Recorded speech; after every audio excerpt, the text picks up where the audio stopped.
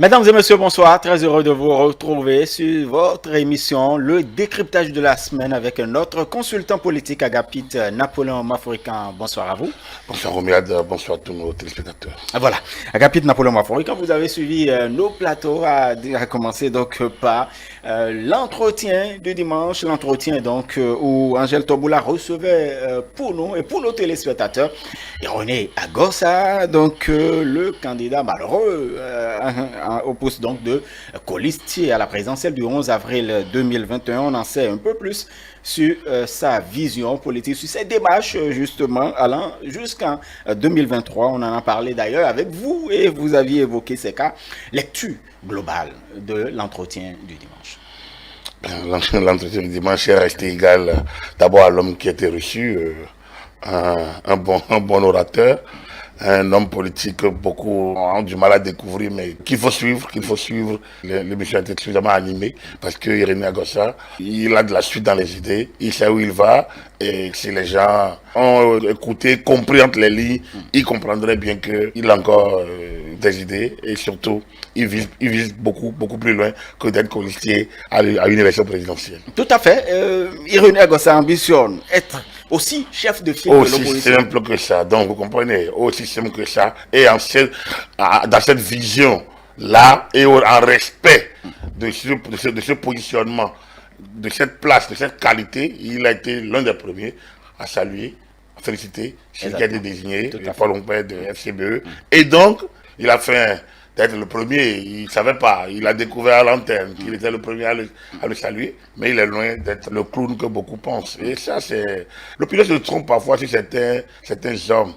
C'est exactement comme Paul Ompé. Les gens, quand ils en parlent un peu comme ce monsieur qu'on a débarqué de nulle part, qui a pris la direction de FCBE, c'est ce troisième parti de Patrice Talon, on a pris peut-être un incapable, un bouffon, il se trompe. Il se trompe parce que quand vous regardez René Agossa, quand vous regardez Paul Ompé, c'est vrai, le hasard les a réunis dans une vie précédente. À l'université, à l'université, voilà, au niveau de l'UNEP. Mais c'est pas Paul Ompé qui a envoyé René Agossa à l'université, c'est pas René Agossa qui a envoyé Paul Ompé à l'université. Et l'un n'a pas conseillé l'autre d'adhérer à un parti. Donc c'est peut-être deux trajectoires qui se croisent, mais avec deux personnalités que l'opinion ne connaît pas vraiment, n'a pas encore eu l'occasion de découvrir parce qu'ils n'ont pas encore réellement joué les premiers rôles. Mais demandez aux populations de Bopa qui est Paul Ompé, ils vous le diront. Ils vous le diront. C'est pour avoir été maire d'ailleurs. Absolument, il n'est pas un maire, ne dirige pas une mairie, quelqu'un qui ne connaît pas le terrain. Et vous regardez les stats, d'ailleurs au niveau du débat des éditorialistes, l'hebdo, quelqu'un l'a dit clairement. Bouni Yahi l'a nommé. Au moment où, avec Mathieu, ça n'allait pas. Donc, il ne s'agit pas, on ne nomme pas quelqu'un qui n'a pas d'assises.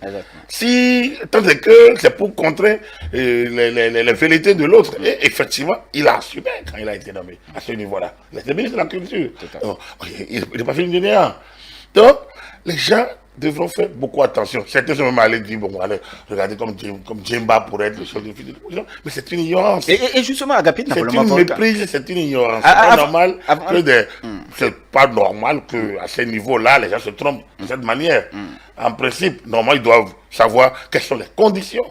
Il n'appartient pas au chef de l'État de choisir. Et c'est le conseil électoral qui propose. Normalement, bon, on a une sénat en fin de mission. Le prochain conseil électoral doit avoir en son sein le chef de file de l'opposition. Il faudrait bien que quelqu'un le nomme. Donc, du coup, on en a nommé. Donc, quand même, conformément à ce que les textes ont prévu. L'article 7 de la loi 2045 l'a précisé clairement. Et l'article 8 dit clairement qui peut l'être. Qui peut être le chef de file de l'opposition. C'est le chef du parti de l'opposition qui a réuni un certain nombre de conditions. Dans le cas d'espèce, le FCBE, même s'ils n'ont pas d'élus à l'Assemblée nationale, aucun parti d'opposition n'en a, donc ça fait moins cette éventualité. Les FCBE ont plus d'élus au niveau communal en tant que parti d'opposition, parce que c'est le seul parti d'opposition qui a plus d'élus au niveau communal. Donc du coup, ils prennent. Donc il n'y a plus. Dès lors, le deuxième critère étant rempli, objectivement, il n'y a que le FCBE pour être parti chef de file. Alors, qui est le patron du FCBE aujourd'hui? C'est Paul Ompé. C'est pas un patron à défaut. Et même s'il l'était, ça c'est à l'interne de FCBE. Mais le problème qui se pose, et je crois qu'il n'y a pas tellement donc, de difficultés autour de la désignation peut-être d'un responsable du parti FCBE. Mais pourquoi on remet souvent en cause la carrure ou l'autorité de Paul Longpé, en fait, des personnes qui sont à l'externe? Non, disons que c'est ça que j'étais en train de vous montrer. C'est la même chose qu'avec Irénée Agostin. On le regarde. Mais attendez, les démocrates, qu'est-ce qu'ils n'auraient pas à gagner en mettant Irénée Agostin qui dit moi je peux avoir le parrainage. Mais quelqu'un qui, alors que vous voulez corrompre, vous voulez sortir de grosses sommes pour avoir le parrainage. Quelqu'un dit j'ai les moyens d'en avoir. Et vous l'éjectez, vous le ridiculisez. Parce que vous ignorez qui il est. Vous regardez peut-être ce que certains disent de lui. Vous n'allez pas intrinsèquement unir en politique.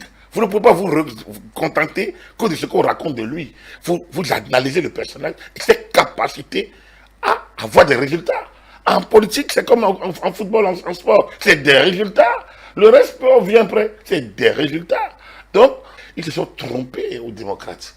Et donc, je prends Irénée Agostin parce qu'on parlait de tout à fait. Mais quand vous venez à Paul Longpé, c'est la même chose. Comme je vous ai dit, on ne met pas n'importe qui pour combattre un ancien partisan. Ça veut dire que lui-même a son terrain en main. Et Paul Longpé, il a un poids politique. Il a un poids politique. Et quand vous regardez, quand vous calculez, regardez les résultats des élections de la présidentielle. Il n'était que colistier. D'abord, c'est le chef du parti qui accepte d'être colistier. C'est un management. C'est du management. C'est pour conforter tout le monde. Il aurait dû se maintenir à la tête. Si c'était le bouffon qu'on pense. Mais au même moment, quand vous regardez les scores, vous verrez bien qu'il n'a pas démérité dans sa localité, dans la région qu'il a gérée, qu'il a contrôlée. Donc, en clair, et la manière dont le parti a géré les velléités de remise en cause, quand les gens ont rendu public les débats des délibérations, mais la fermeté, vous pensez que un clown, un bouffon, un rien peut prendre des décisions aussi directes? Mais je pense que les gens, ils prennent leur pulsion pour la réalité et les choses avancent et ils n'arrivent pas à comprendre. Parce que ils se réveillent de leur long sommeil quand tout est déjà consommé, tout est achevé. Et ils pensent que bon, il y a des mers extérieures. Je pense qu'ils n'ont qu'à se réveiller et commencer par regarder aussi bien Paul Longpé comme Irénée Agostin, non pas de l'œil qu'ils ont l'habitude de les regarder. Je pense que, aussi bien dans la majorité présidentielle que dans l'opposition, d'abord, au niveau de l'opposition, c'est clair que dans 2-3 ans, ça se jouera autour de ceux-là. Paul Longpé, Irénée Agostin et d'autres qui seront autour de FCBE. Parce que, qu'on le dise ou pas, qu'on le veuille ou pas, les FCBE ont pris aujourd'hui une ascendance qui sera difficile de retourner avant 2026. Puisque la seule élection intermédiaire avant 2026, c'est 2023. Je ne vois pas, je peux me tromper, un autre parti prendre tant d'ascendance aujourd'hui que le FCBE, sauf, puisqu'on a d'autres partis d'opposition qui sont inscrits, qui sont reconnus, sauf si le casting à l'interne de FCBE se faisait mal et que des gens quittaient le FCBE pour aller renforcer d'autres partis d'opposition, ils peuvent effectivement ratisser l'âge aux législatives. Là, ça peut changer la donne au niveau de FCBE. Mais si la dynamique, si Paul Longpé maintient sa dynamique, maintient l'équilibre au niveau du parti, l'équilibre nord-sud, c'est important. Au niveau du parti, les gens sont partis pensant que le parti allait s'effondrer. Non, le parti ne s'est pas effondré parce qu'il y a un équilibre qui est géré. S'il maintient autour de lui cette cohérence, cet équilibre, je pense que les FCBE vont faire parler d'eux en 2023, n'en déplaise à ceux qui pensent que c'est un bouffon, c'est un moins que rien, mais ils se trompent. Ils ont un homme, d'abord il est instituteur, ici je ne me trompe, il a dirigé le parti, il a été maire de la commune, il a pu être député à l'Assemblée, il aurait pu. Il a raté. Il a été ministre aussi. Il a raté un peu. Donc, et il a été ministre de la République. Alors, quand vous regardez cette trajectoire, ce n'est pas la trajectoire d'un parvenu. Ce n'est pas la trajectoire d'un parvenu. Je suis désolé. Donc, il faut faire attention et ne pas colporter ce que tout le monde raconte. Il faut analyser. Mais est-ce qu'il n'y a pas un gros défi pour Paul Longpé aujourd'hui? La légitimation de sa position en tant que chef de file de l'opposition. Non, c'est déjà légitimé. Il n'y a pas à légitimer une position qui est déjà... Mais beaucoup pensent qu'il faut le faire encore. Mais c'est beaucoup qui... Quand il allait, n'affronte pas Boniaï qui veut. Je n'affronte pas. Boni, il a sorti de l'ombre au niveau national en le faisant ministre de la République. Mais après, lorsque dans un parti Faucon et Colombe, c'est-à-dire que les plus durs et les plus souples se combattent, ils ont raté les législatives, il faut avoir de la poigne pour aller dans le sens de faire légaliser le parti et donc d'enclencher l'animation de la vie politique avec la FCBE. Aujourd'hui, l'histoire retiendra que Paul Houmpé et les siens ont pu arracher un parti à Boniaï.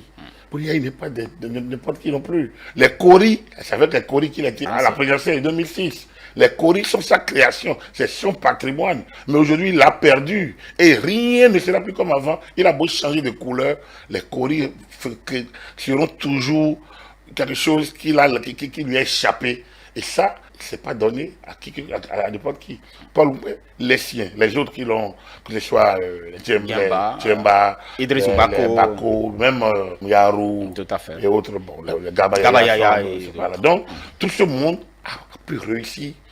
N'oubliez pas que Gabayaya a signé les lois dérogatoires, les propositions de lois dérogatoires, a siégé au parti, au comité paritaire de Adrien Mbedji, présidé par Adrien Mbedji en février-mars 2019. Alors, si ceux-là ont pu adhérer à l'option, on ira prendre le récépissé, on ira le présenter au président d'honneur en refusant de suivre la politique jusqu'au boutiste du non, du blocage, c'est qu'ils ont perçu qu'il y a quelque chose à faire, qu'ils ont perçu qu'il fallait abandonner la voie. Et tout ça, ils l'ont fait. Ça les a conduits où? Ça les a conduits au dialogue politique national, au dialogue politique. Et après le dialogue politique, la loi sur le statut de l'opposition est une des recommandations du dialogue politique. Et ça avait existé, il fallait donner à l'opposition une place pour exercer pleinement ses prérogatives, avoir quelques moyens pour. Donc, tout ça, c'est leur participation au dialogue politique. Alors, lorsqu'on a fait ça, c'est légalisé contre le président d'honneur, contre toutes les manigances, les manipulations, les gesticulations et autres. Lorsqu'on a été au dialogue politique, lorsqu'on était aux élections communales, lorsqu'on a été à l'élection présidentielle, quand même, vous n'avez pas dit que c'est du hasard et qu'il faut encore se légitimer. Avec quand même le remboursement de 50 millions, parce que là, on a eu plus de 10% pour l'élection présidentielle, donc on s'attend à être remboursé. Oui, mais non, vous parlez de la légitimation. Vous dites que quand on a fait ça, il n'y a plus à se légitimer. Il est là, il anime la vie politique. Donc, les autres sont obligés d'aller se réinventer. Et quand vous regardez en face aujourd'hui, quand, vous savez, la réponse que l'autre donne en disant c'est un non-événement, et puis Eric Ondete. Ça leur fait quoi? Ça les ramène toujours dans cette négation des lois. Ça dit quoi? Que pendant que les FCBE se positionnent réellement comme force de l'opposition, les démocrates se montrent comme une force hors la loi, se montrent comme une force en dehors de la République. C'est une opposition radicale. Non, l'opposition radicale doit respecter les textes. Si vous ne respectez pas les textes, vous n'êtes pas républicain. L'état de droit, c'est d'abord le respect des textes. Donc, si vous ne pouvez pas respecter les textes, si vous ne pouvez pas respecter les institutions, vous ne pouvez pas prétendre à une place dans la République. Vous êtes hors la loi. Les délinquants, c'est pas plus. La délinquance, c'est quoi? La délinquance, c'est quoi? C'est quand vous ne voulez pas vous conformer aux normes usuelles, aux normes habituelles, aux lois de la République, aux usages convenus. Donc, dans le cas d'espèce, le Parti des démocrates se met totalement en dehors de la loi. Pas des individus, mais pas leurs responsables. C'est le même Ondete qui a dit, même si on nous donne parrainage, on ne prend pas. Alors, quand vous êtes premier responsable d'un parti, vous dites ça. Mais comment vous pouvez dire qu'on vous a empêché d'aller aux élections? Alors que c'est une condition substantielle pour aller aux élections. Donc, vous refusez carrément d'aller aux élections. Et après, vous présentez candidat. C'est de l'inconsistance, c'est de l'inconscience, c'est de l'incohérence. Vous êtes perdu. Et vous vous ridiculisez sur la scène politique. Vous ne pouvez pas autant créer une organisation politique qui n'est pas un parti et vous prenez vos positions. Mais vous êtes parti politique. Donc, vous êtes là pour animer la vie politique dans la perspective de conquérir, d'exercer le pouvoir. Mais si vous ne pouvez pas conquérir, exercer le pouvoir, parce que toutes les lois, vous les attaquez, les institutions, vous les attaquez, les décisions, vous les attaquez. Finalement, mais vous voulez diriger qui? Avec quelle loi vous voulez aller aux élections? Mais il ne leur manque, là où ils sont démocrates, il faut dire qu'ils soient aux élections de 2023. Ouais. Comment vous attaquez les institutions, vous direz aux élections? Donc, je pense qu'il y a un problème à ce niveau de ce parti. Là également, pour une fois de plus, on a passé notre temps à leur expliquer que parrainage, élection présidentielle de 2021 veut dire travailler pour avoir le parrainage. Aller conquérir, aller demander, aller convaincre. Mais ils sont restés dans une position de blocage et à 2 jours, à 1 jour de la clôture, le jour même de la clôture du dépôt des dossiers, ils commencent à gesticuler dans tous les sens que la démocratie la plus dure, c'est la dictature la plus coriace. On a demandé, on n'a pas eu, on a des captures d'écran, on a pu au point même de se contredire entre eux. Alors mais ça c'est pas un parti. Et donc c'est un gros travail quand même pour Paul Nkoué en tant que chef de file de l'opposition d'amener toutes ces composantes à quand même se retrouver, se regrouper dans l'opposition pour quand même pour faciliter la tâche au chef de file. Il y a un travail à faire. Absolument. C'est l'un des. En fait, il n'est pas le chef des opposants. Il est le chef de file. Attention. Exactement. Parce que la loi 2019-45 a précisé est chef de l'opposition, tout chef de parti d'opposition. Donc, les démocrates, s'ils se réclament, je ne sais pas s'ils ont fait la déclaration formelle du parti d'opposition, s'ils se réclament formellement, donc leur chef est reconnu comme chef de l'opposition également. Exactement. S'ils sont représentés à l'Assemblée nationale par des groupes parlementaires, normalement, le président du groupe parlementaire de l'opposition est chef de l'opposition aussi. Et ainsi de suite. La loi a réglé la question. Donc, le président, le SN, le secrétaire exécutif national des FCBE, il est le chef de file de l'opposition parce qu'il est l'un des chefs d'opposition. Parce qu'il est l'un des chefs d'opposition. Parce que le MPL aussi, c'est reconnu comme un parti d'opposition. Tout au moins, le FCDB aussi. Le FCDB, bon ils ont appelé à voter, mais ils n'ont pas encore changé de position sur l'échiquier. DUD. Mais voilà, donc on a des partis qui se réclament de l'opposition. Mais donc leur président, leurs responsables sont des chefs d'opposition. Mais le chef de file de l'opposition, lui, c'est le premier d'entre eux, mais il n'est pas. C'est lui qui doit créer cette harmonie, parce que lui, il a les moyens. L'État lui donne les moyens, compte tenu des résultats qu'il a produits lors des élections, lui donne des moyens de constituer, de s'exprimer, de participer à l'animation de la vie politique, un peu plus que les autres. C'est à lui maintenant d'utiliser ces moyens pour rassembler, pour réunir, pour ratisser, donc pour se légitimer auprès des autres, pas auprès des siens. Mais auprès des siens, oui, il est déjà légitime. Auprès des populations, il n'a plus autre chose là. Mais auprès des autres, c'est le travail à faire. L'un des défis, c'est justement essayer de regrouper ce qui est éparpillé par-ci, par-là, pour que, quand on dit c'est l'opposition, on sent que ça, c'est l'œuvre de cette personne. Aujourd'hui, tous les Béninois sont convaincus que l'opposition béninoise est une opposition en rang dispersé. Ils ont créé rupture, enfin, ils ont parlé de résistance, ils ont parlé de front de quoi, restauration de la démocratie. Ils sont incapables d'aller ensemble. Et l'un des trucs qui a créé la polémique avec André Ladaté, c'est justement au moment où il conseille à cette opposition de se regrouper pour aller aux élections de 2023 et quand, bon, voilà, certains de la majorité sont piqués. On n'a pas le droit d'aller. Voilà. Donc, ouais, cette opposition-là, si en 2018, 2019, elle avait compris qu'elle devrait, elle avait réussi à s'unir, on n'aurait pas eu tout ce qu'on a eu. C'est qu'ils se sont réveillés brutalement en se rendant compte que la mouvance s'est retrouvée. Les partis citoyens, les partis talons se sont regroupés. Et face à ces deux forces unies, c'était difficile pour eux de s'en sortir. Seuls, ils n'ont pas toujours les moyens de leur politique. Éparpillés, ils ne peuvent pas rassembler les électeurs. Globalement, alors, ils ont utilisé la posture de victimisation pour ne pas y aller. Mais aujourd'hui, le chef de file de l'opposition peut travailler à ce regroupement. Et au moment où, et c'est là encore le piège qui guette les démocrates, au moment où les démocrates prennent la position de radicalisation, les autres qui vont y aller risquent de leur faire mal. Et même si les MPL, les DUD ne se décident pas, les nouvelles forces qui se créent autour aujourd'hui comme la dynamique RLC, même si elle ne devient pas partie, ça pourrait renforcer les FCBE. En tout cas, on pourrait compter un autre parti de l'opposition quand on suit un peu Irénée Agossa qui pense créer un parti d'opposition, et puisque quand il ambitionne être chef de file de l'opposition, il a d'ailleurs dit clairement qu'il accélère un peu les démarches pour la création de partis politiques d'opposition pour donc 2023 et toute autre chose. Agapit Napoléon Maforika, c'est vrai que vous aviez justement exposé ces différentes hypothèses. Est-ce que la création d'un parti politique en 2 ans pour affronter les législatives, une utopie?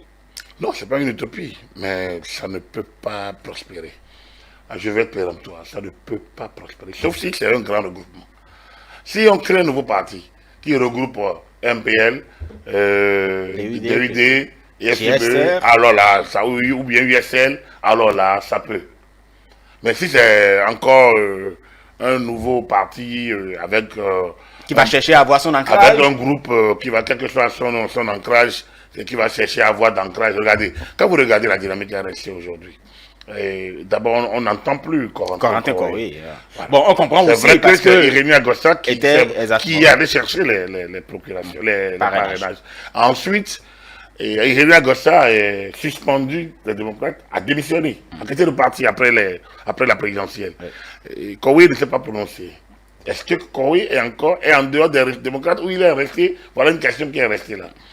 Je pense, à moins de 2 ans des élections législatives, je pense que ce serait un saut dans l'inconnu pour Irénée Agossa de s'accrocher. Il va éjecter son argent, ses moyens, dans la création d'un parti dont il ne peut pas profiter parce que les 10% sont là et incitent au regroupement plutôt qu'à la scission. Et c'est pour ça que je le vois beaucoup plus comme un potentiel allié de FCBE que comme un nouveau chef de parti. Alors, c'est vrai qu'il n'exclut pas cette possibilité-là. Je le vois comme un nouvel allié dans le cadre d'une coopération, d'une collaboration, mais il a sa dynamique, il fusionne, ils sont obligés de fusionner de toute façon. Il ne peut pas dire ma dynamique adhère à, non, c'est normalement, c'est l'individualité. Bon, même si les gens jouent toujours. Bon, on a quand même vu avec, est-ce que ce qui s'est passé avec les démocrates ne se passera pas parce qu'il est parti adhérer au parti Les Démocrates avec les nationalistes? Est-ce qu'aujourd'hui, ce n'est pas la dynamique RLC qui ira vers C'est une tricherie, c'est une tricherie. Normalement, vous savez, les médias laissent ça passer. Mais dans l'esprit de la loi, un mouvement n'adhère pas à un parti. C'est un individu qui adhère, c'est un militant. Un mouvement c'est pas une union de partis, c'est pas une alliance de partis et de mouvements. C'est pas une alliance, c'est pas une fédération. C'est pas une confédération. C'est un parti. Donc le parti adhère au parti des individus. Donc, quand on dit que le mouvement, non, Irénée Agossa et son mouvement et les militants de nationalistes ont adhéré, on peut dire ça. Alors quand on dit les militants, c'est une évidence que tous les militants n'adhéreront pas. Donc, Irénée Agossa a adhéré à une partie et demande à ses militants de faire de la même. C'est tout. Il peut aller collecter leur adhésion, tout ça, les remettre au parti. Ça, il peut avoir pour une partie, mais il y aura toujours un militant qui dira non. Donc, tous les militants ne peuvent pas adhérer.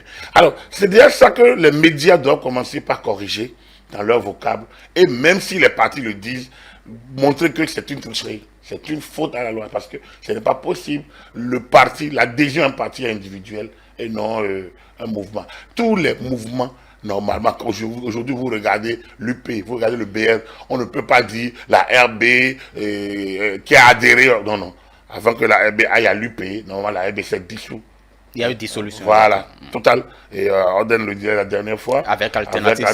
Ils se sont retrouvés, ils ont pris la décision de dissolution. Et c'est ça la logique. En fait, le véritable problème, Agapit Napoléon Maforika, si c'est un homme qui y va, on estime que bon, ce n'est pas trop pesant. Hein. Quand vous dites que le mouvement, c'est pesant quand même. Non, il faut qu'on quitte ces artifices, qu'on affronte la réalité.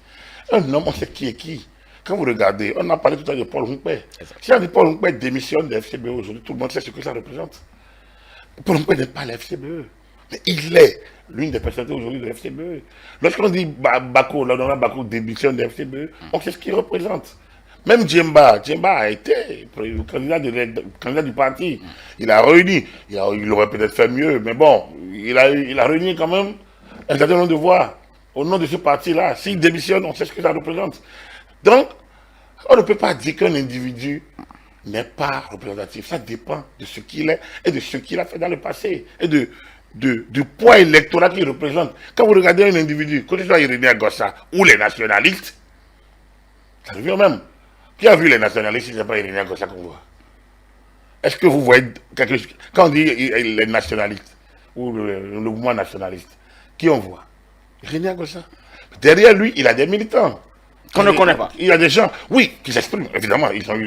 Même en ayant 0,050%, ils en ont eu un peu moins de 3. Mais c'est quand même, il y a des gens qui croient en leur idéal, en son idéal, en ses idéaux. Donc, c'est ceux-là, ces militants. C'est pour vous dire quoi? On revient au débat. Oui. Un mouvement n'adhère pas à un parti. On peut verser un mouvement dans un parti en demandant aux militants d'y adhérer et de dissoudre le mouvement. Donc, normalement, à l'adhésion, aux membres fondateurs d'un parti, il n'y a pas mouvement, il y a individu. C'est un parti, c'est un homme. C'est des individus. Donc, il faut dire qu'on convainc. Alors, en revenant en 2023, parce que... Tout à fait, 2023. Donc, il faut qu'on comprenne que si Irénée Agossa pense créer un parti, un nouveau parti ne fera rien. Et il va mordre la poussière, comme on le dit, aussi simple que ça.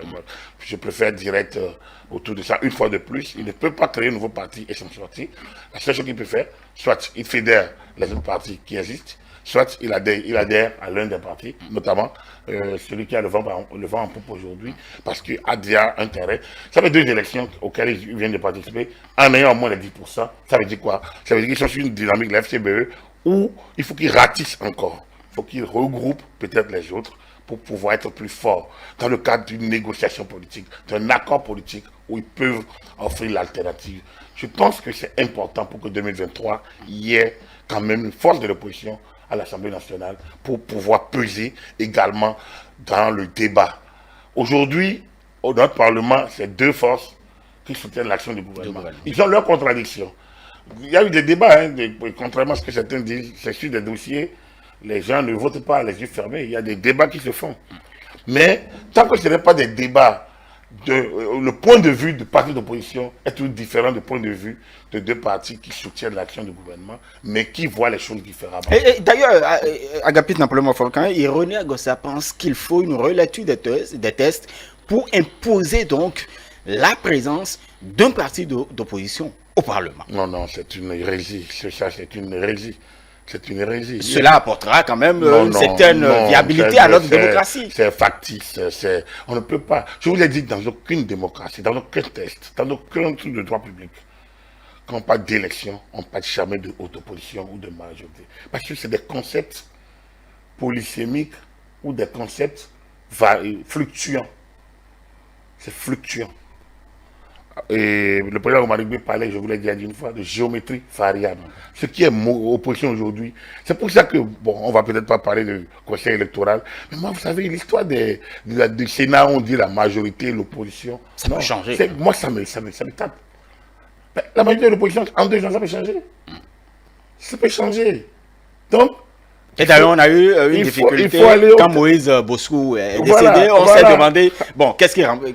Donc, il faut aller aux technicités et l'université forme des techniciens. Bon, alors, ce n'est pas le débat d'aujourd'hui, mais on va y aller. Je vais y revenir quand même. Donc, c'est pour dire que l'opposition n'est que une position d'instant. Il faut créer les conditions pour une participation plurielle. C'est pour ça que je dis toujours élection libre, démocratique et transparente et élection, libre, transparente et sincère. Dès qu'on dit ça, vous avez vu l'opposition dedans. On ne peut pas avoir d'opposition dedans. L'opposition c'est une position. C'est-à-dire que ça, c'est une manière, on essaye simplement donc de créer des pôles. Soutien du gouvernement, opposant, majorité, oui, d'accord. Mais ça là, c'est dans l'animation de la vie politique. Les partis politiques se créent et animent librement la vie politique. Ils vont aux élections de manière libre. À l'Assemblée nationale, une force qui soutient l'action du gouvernement peut dire désormais que lui, il entre dans l'opposition parce que l'orientation du gouvernement ne lui plaît plus. Mais est-ce que c'est le pas difficile quand on voit les pouvoirs que l'exécutif a, par exemple. Pourquoi vous regardez aujourd'hui, vous ne pensez pas que... Regardez la Constitution américaine, ça dure depuis 1789. Vous ne voyez pas quand même que notre petite ville là ne peut pas tout voir en même temps. Et que c'est un processus. Nous pensons, on a envie de tout régler en même temps. Un homme, après 110 ans, il n'est que dans du bonus chez nous, où l'espérance de vie est autour de 55%, globalement. Et justement, parce que nous n'avons pas beaucoup de temps, il faut régler les choses en même temps. Quand vous êtes 70, vous êtes dans du bonus. Alors, notre système est tel qu'avant 30 ans, vous ne servez pas à grand chose. Vous ne pouvez même pas assumer des responsabilités parce que les gens sont là, ils n'arrivent pas à bouger. Donc, du coup, alors vous n'avez que 30 ans pour vous faire valoir réellement. Et vous pensez que pendant les 30 ans, des choses qui se font en 70 ans, 100 ans ailleurs, vous connaissez combien de fois la France s'est remise en cause avant de se retrouver là où elle est? Vous savez combien de fois les États-Unis, même avec la même constitution, le nombre d'amendements qu'on a déjà apportés à cette constitution, mais en gardant le socle. Parce qu'ils ont bâti un système. Et autour du système, maintenant, il y a les variantes. Au Bénin, en Afrique, nous sommes trop sclérosés. On est statique. On pense que c'est ça ou c'est ça. Quand c'est pas ça, là, c'est fini. On doit ça. J'ai entendu tout à l'heure, dans la matinée, l'hebdo des éditorialistes écouter des choses où on a dit, bon voilà, mais pourquoi c'est le chef d'État qui va nommer, pas décret, bon, comme c'est pas seulement eux, avant. Mais ça, se demander, mais à quoi sert? Pourquoi cette nomination? C'est une... En fait, et quel est le contenu de cette nomination? Est-ce que cela ne se justifie pas déjà l'intitulé nomination? On sait que quand on nomme quelqu'un, la personne est redevable. Qui a dit ça? Ah, vous a nommé, je ne vous reconnais plus. Ça dit que, qui a dit que vous êtes redevable? On a vu au Bénin ici des gens nommés qui n'ont pas été redevables. La première cour constitutionnelle, il y a des personnalités qui n'ont pas été redevables. Après les autres, on leur prend des intentions. Mais il y a projet à Ranzo Glélé. J'ai pris la première cour constitutionnelle parce que c'était le début. On peut retrouver dans les autres institutions. On peut retrouver même dans ces institutions aussi. Mais je prends la toute première cour constitutionnelle. Il y avait le projet à Ranzo Glélé, mais pas le président Soglo. Il y a le magistrat, Pierre Oumi, qui est dans la première cour. Mais une fois on a installé la cour constitutionnelle, Soglo a voulu les retrouver au palais, les inviter, ils ne sont pas allés. Ils ne sont pas allés, ils ne dépendent plus du chef de l'État. Alors qu'à leur installation, le discours du président de l'Assemblée nationale à l'époque, Adrien Goudi, avait déjà dit ça. La Constitution a mis en votre disposition des moyens pour que vous soyez indépendants. Voilà, donc il lui a dit ça. Et, bon, pour que Maurice Arando Glélé, comme le magistrat Pierre Eoumi, plus le troisième d'ailleurs, qui m'échappe, nommé par le président Soglo, mais ils ont refusé d'aller rencontrer le président Soglo. Ils estiment que c'est terminé. Ils ont été nommés. C'est parce que vous n'êtes même pas quelqu'un que vous êtes absolument redevable. Moi, j'entends les gens dire, au lieu de lire par exemple les décisions des cours constitutionnels et de voir les variantes, on a eu quelqu'un qui dit, oui, voilà, il a nommé, le président nomme son avocat. Allez, c'est son avocat qui a nommé ministre de la Justice. Non, président de la Cour constitutionnelle.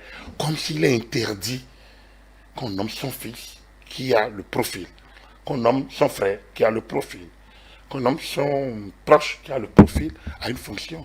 C'est à lui d'exercer la fonction. Et aujourd'hui, moi, regardez les décisions de la Cour constitutionnelle depuis 2 ou 3 ans et dites-moi, de manière pointue, juriste, où est la faute de droit? Au contraire, la Cour constitutionnelle d'aujourd'hui a ouvert le champ.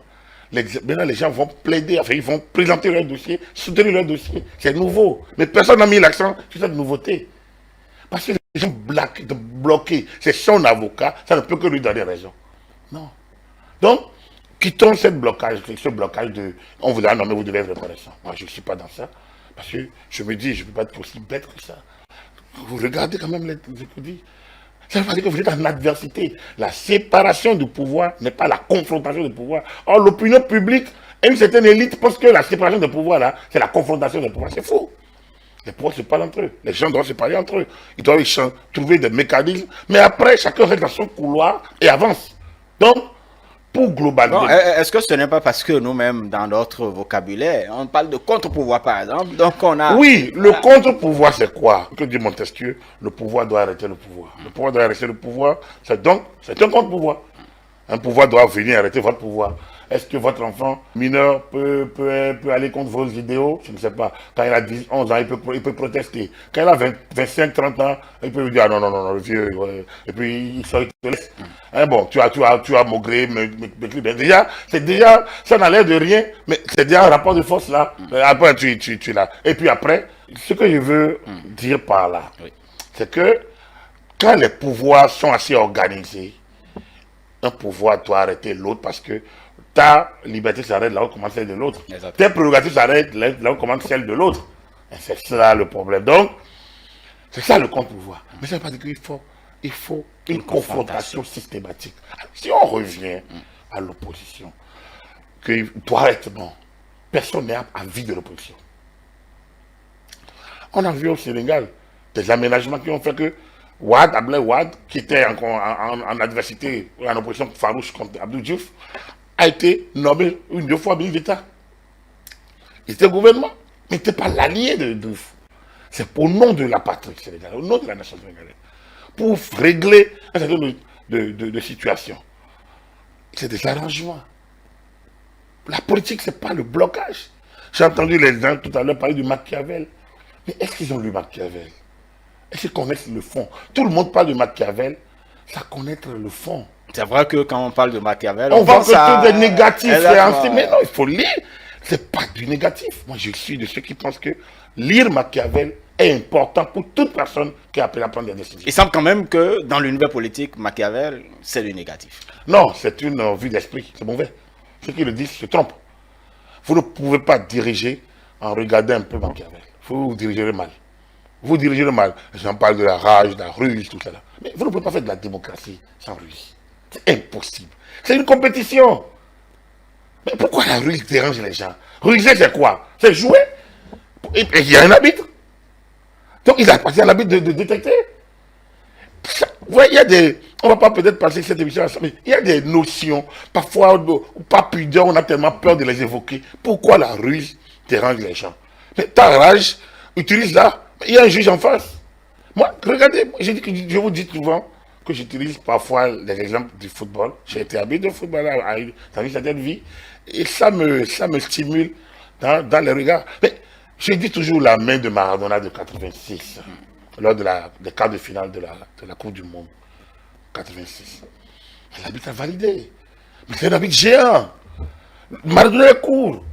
Il a pu sauter. Impossible. Vous savez le nombre de ralentis qui ont été faits en ce moment-là pour qu'on puisse voir que c'était une main. Mais c'est impossible. Comment vous allez voir ça? C'est ça. La rage et la ruse. Mais quand il faut dire la convie. Mais c'est dans l'action. Il y a un juge, le juge n'a pas vu, mais ça passe. Pourquoi vous voulez être malheureux? Donc maintenant, au moment où le but est marqué, si sa posture, je ne sais pas quoi, il n'a plus de remords, et il allait voir le juge pour dire, bon, vraiment, juge, j'ai triché. Ah, le juge va lui serrer la main et annuler le but. Mais dès que le match est repris, c'est fini. Et à la fin, son remords ne change rien. Le but est validé. C'est comme ça. Alors, c'est ça la rage et la ruse. Il y a toujours en face. La compétition démocratique, il en face un juge. Mais le juge n'est qu'un homme. Donc, il peut se tromper également. On passe et on avance.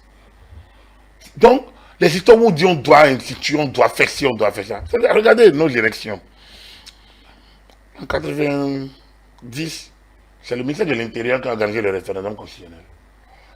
En 91, c'est le ministère de l'Intérieur qui a organisé la présidentielle et les législatives. En 95, on a créé la Sénat, la Commission électorale nationale. Est-ce que de 95 à aujourd'hui, on a eu des élections où, sans problème? Pourquoi la Sénat n'a pas réglé le problème? La Sénat de 95, ça a pu passer. En 96, déjà, il y a confusion. À l'interne, même à la Sénat. En 96, déjà. C'est pour dire, c'est pas un créant, c'est les hommes qui ont le problème. C'est les personnes, les individus. Quel que soit le schéma que vous mettez en place. Il y a toujours des voies de contournement. Il y a toujours des voies de contournement, exactement. Donc, quand les individus, les personnalités ne sont pas fortes, dotées de fort caractère, je voulais parler des 3 que le président Soglo a nommés à la Cour constitutionnelle, qui ont refusé d'aller le voir après avoir installé la maison, l'institution. Ils ont dit non, nous sommes dans une autre fonction. On ne vient pas au palais. Alors ça a créé une certaine ambiance de crise entre le président Soglo et la Cour constitutionnelle durant son mandat, durant ces 5 ans. C'était très houleux entre le président Soglo et la Cour constitutionnelle. toute décision de la Cour était attaquée. Et comble, c'est que on a marché contre la présidente de la Cour constitutionnelle, on trouve que c'est une étrangère. Hein, une présidente de notre institution, la première institution constitutionnelle. Quand elle est étrangère, va chez toi. Genre, dans ce côté-là. Et ensuite, on a même tiré au domicile du vice-président de l'époque, le projet Orange. Qui l'a fait? En tout cas, aujourd'hui, ça n'a pas été clarifié. C'est pour vous dire que on peut, tout est dans l'individu. Alors, obliger qu'une opposition soit au Parlement, comme je dis, c'est de l'hérésie. On ne peut pas. Il faut ouvrir le jeu. Les partis politiques animent la vie politique. S'ils ne veulent pas aller aux élections, ils ne vont pas aller aux élections. Est-ce que notre Parlement ne tourne pas? Après, les gens vont tout raconter, mais on est reconnu au niveau international. Le président voyage, des députés voyagent, parce que ça s'est passé dans les règles. Après, que j'ai opposition, que j'ai monocola ou bicola ou tricola, ça c'est les médias. Est-ce que l'élection a été ouverte à tout le monde? C'est oui. Est-ce que l'élection était transparente? C'est oui. Est-ce que l'élection a été sincère? C'est oui. C'est fini. C'est validé. Donc, et donc, on n'a pas besoin d'une révision de test ou de... On a besoin de rien. On a besoin que les hommes soient disciplinés. On a besoin que l'élite soit disciplinée. On a besoin que la classe politique se fasse un minimum de confiance et que les gens aient un peu d'humilité en se disant que bon, c'est pas mon tour, c'est peut-être pas, ça ne serait jamais moi. La vie institutionnelle existe avant notre naissance, elle va continuer après notre passage sur cette terre. Donc, chacun joue sur un champ où il a voix au chapitre, ou bien il passe anonyme. On ne peut pas vouloir occuper toutes les positions. C'est pas possible. Oh, certains pensent que sans ceux-là, c'est que rien ne marcherait. Sinon, tout ce que nous connaissons comme crise, ce n'est que ça. Ce n'est que ça. Regardez, c'est quelqu'un comme Boni qui a quand même exercé le pouvoir pendant 10 ans. Fort, quand même pendant 10 ans. Qui a écrit tellement des discours, même si c'était la position qu'il portait. Aujourd'hui, qu'est-ce qui s'est passé après son départ? On se rend compte qu'il n'était même pas convaincu lui-même des positions qu'il portait. Parce qu'il les a sacrés progressivement. Ça crée un problème. On se dit, mais finalement, il jouait avec les... C'est parce qu'il était là qu'il voyait que c'était comme ça. Il a fallu qu'il quitte pour changer. Ça pose des problèmes. Il faut que les gens soient sincères et sérieux et loyaux envers la République. On n'est pas statique. La loyauté pour moi, en tout cas envers la République, c'est de faire en sorte de ne pas se renier à tout bout de champ. Tout simplement. De ne pas se renier à tout bout de champ. De faire ce qu'on doit faire quand il faut le faire. Quand vous l'avez mis quelque part pour un travail, faites-le en ne pensant qu'à l'État, qu'à la nation. Et le reste, la récompense, ça peut venir, comme ça peut ne jamais venir. Voilà. Mais au moins, vous avez eu le mérite d'avoir fait ce que vous devez faire quand vous devez le faire. Voilà. En tout cas, sur ce plateau, vous avez appelé les acteurs politiques, les partis politiques, ceux qui voudraient bien aller aux élections de 2023, donc aux législatives, à se lever tôt. Je crois que dans les consciences aujourd'hui, on a bien l'impression que chacun prépare déjà à 2023. On parlait de l'opposition.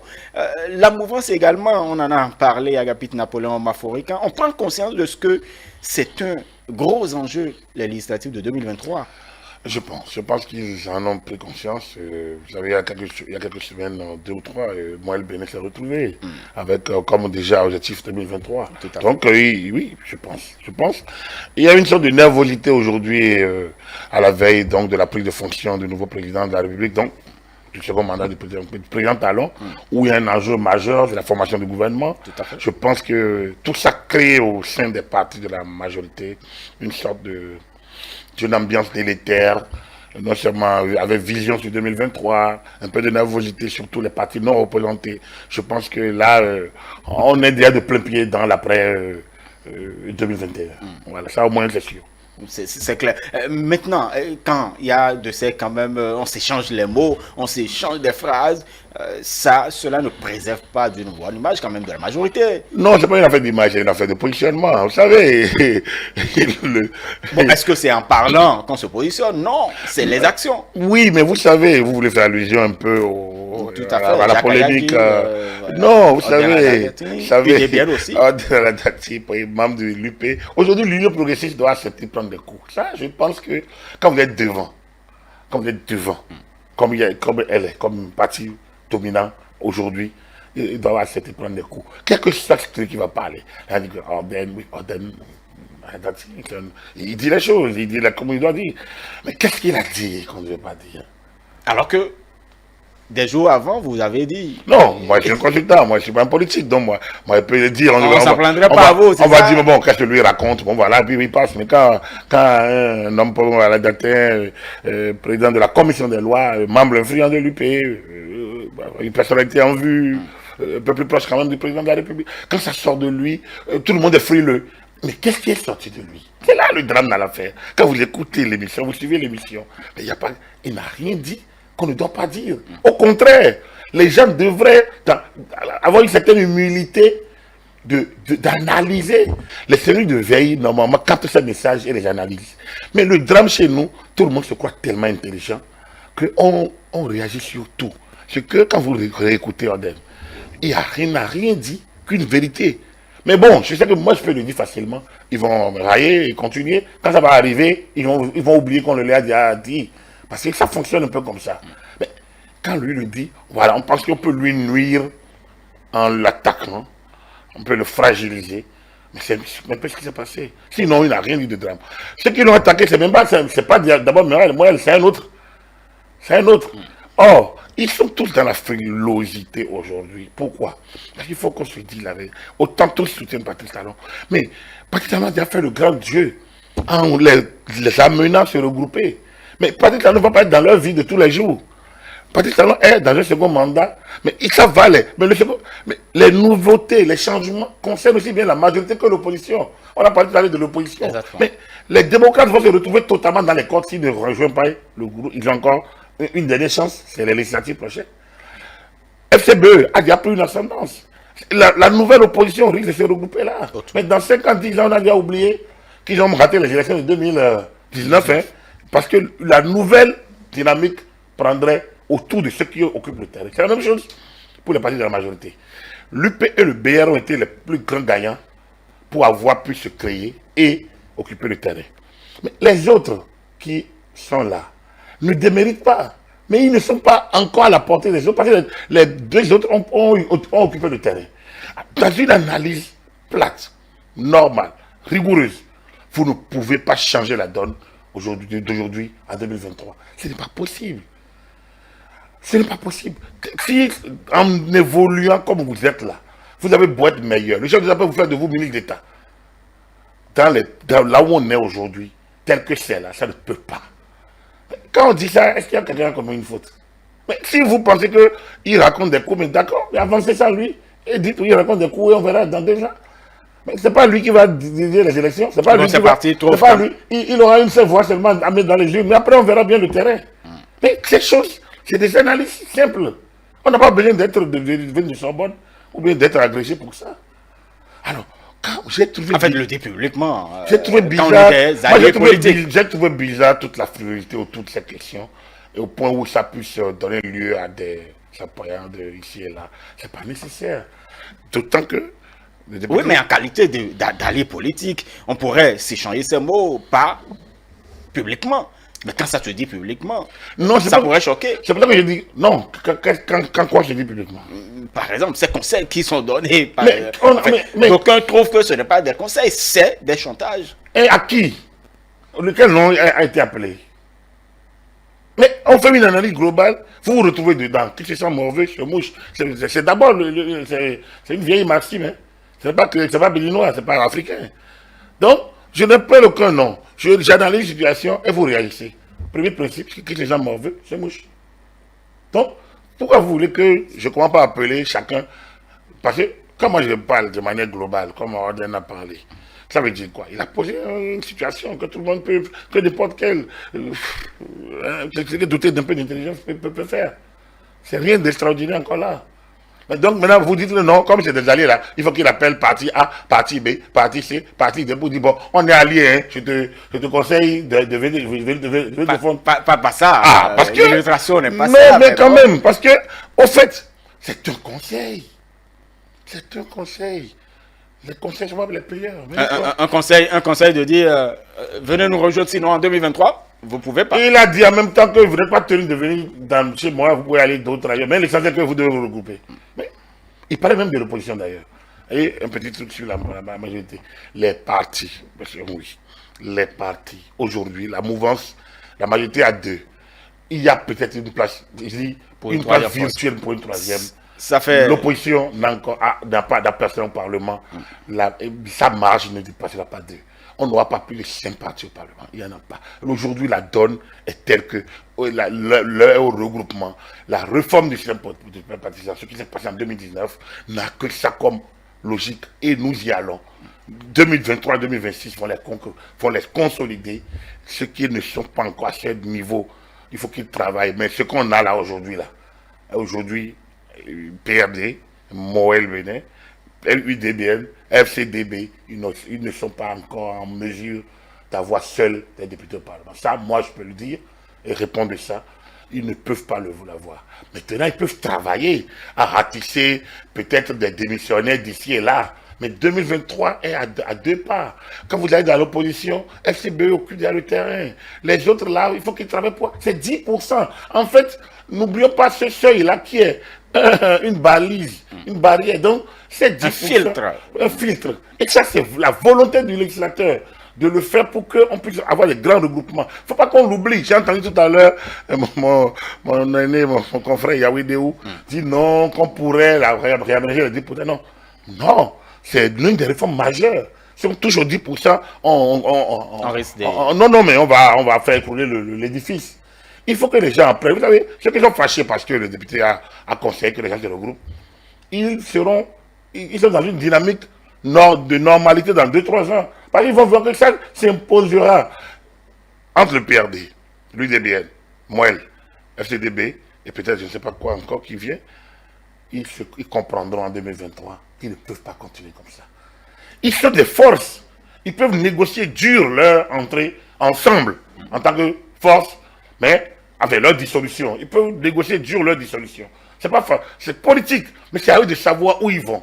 Maintenant, ils peuvent faire comme d'autres. Nous voulons rester. Si la loi les frappe, ils vont disparaître et ils vont se recréer encore sous une autre forme. En disant, bon, nous, on veut continuer à animer. C'est aussi une forme aussi de démocratie, de liberté. C'est à eux de choisir. Mais s'ils veulent avoir voix au chapitre, s'ils veulent siéger, s'ils veulent parler au nom, alors que Patrice Talon aurait fini ses réformes, aurait fini son mandat, et serait peut-être à l'écran en train d'observer, je pense qu'ils ont intérêt à se fondre dans les dynamiques actuelles, ou alors à faire à ratisser dans les mécontents, là où il y a encore des trous, pour se rendre fort. Mais il y a quelque chose à faire. C'est à eux de choisir ce qu'ils veulent faire, sans s'en prendre à ceux qui les conseillent de se regrouper. Je pense que celui qui vous conseille ne peut pas être pris. Si on doit faire une refonte aujourd'hui, quand est-ce qu'on le fait? Aujourd'hui ou jamais demain? 2023, je ne peux pas mettre. Et ceux qui sont déjà sur la piste sont ceux qui travaillent pour 2023. Alors, si vous voulez tout rebâtir avant 2023, vous serez un peu surpris. Mais bon, vous savez, impossible n'est pas eu béninois. Impossible est un mot que les gagneurs n'aiment pas utiliser. Donc, peut-être qu'un consultant peut se perdre aussi dans cette analyse. Attendons 2023 et voyons un peu comment ça va se passer. Très bien. Merci beaucoup à vous, Agapit Napoléon Maforican, consultant politique, expert électoral par ailleurs, expert en gouvernance, consultant médias et communication. Merci, mesdames et messieurs, d'avoir suivi donc votre décryptage, le décryptage de la semaine. Merci. Donc, votre grand programme dimanche, c'est politique, vous revient dimanche prochain avec beaucoup plus de bonheur. Agréable suite de soirée à chacun et à tous. Après, nous vous suivrez votre tranche d'émission. Nous, Bassa. Restez donc avec nous.